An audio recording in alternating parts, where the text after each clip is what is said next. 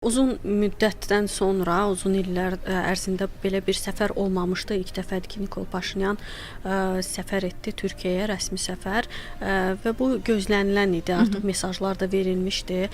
Xatırladıram ki, bu Türkiyəli jurnalistlər də Ermənistana səfər olmuşdu. O zaman da bu məsələ orada suallardan biri bu idi və Dolmabağça Sarayında bir görüş oldu.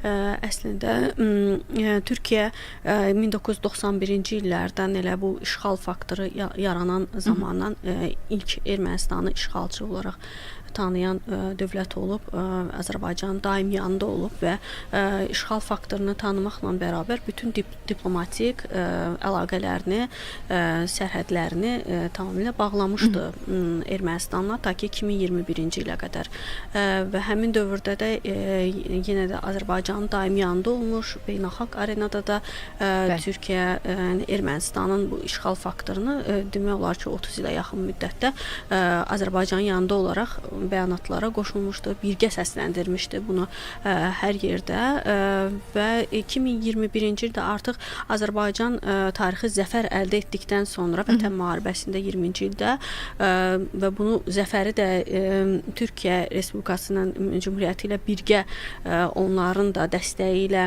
dünya hərb tarixində ilk dəfə tətbiq olunan uçuşsuz pilotsuz uçuş aparatlarının tətbiqi və hərbi təlimlərin keçirilməsi ordu quruculuğunda çox böyük dəstəyi olub. Türkiyənin elə mənəvi dəstəyi olaraq Azərbaycan ordusu hər zaman düşünür ki, Türkiyə bizim yanımızdadır. Bu çox böyük bir mənəvi dəstək idi, motivasiya idi daim və biz qalib gəldik. Bundan sonra Azərbaycanın təşəbbüsü ilə bir sülh müqaviləsi mətni hazırlandı və Ermənistanla normallaşmaya getmənin kapitulyasiya aktının imzalandıqdan sonra bu həmçinin Türkiyə ilə Ermənistanın münasibətlərinin də müəyyən mənada bu dövrlər ərzində bərpa olması, yeni dövrə qədəm qoyması üçün bir şərait, əlverişli şərait yaratdı.